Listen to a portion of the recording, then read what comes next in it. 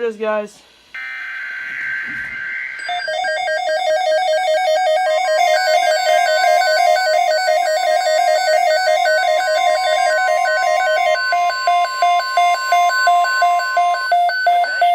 Service has issued severe thunderstorm watch number 478, effective until 11 p.m.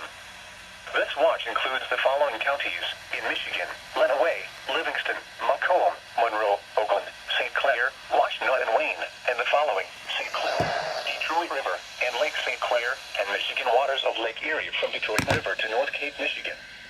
Remember, a severe thunderstorm watch means the conditions are favorable for the development of severe weather, including large hail and damaging winds in and close to the watch area.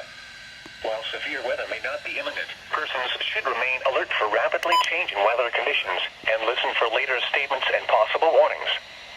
Stay tuned to NOAA Weather Radio, local radio and television outlets, or internet sources for the latest severe weather information.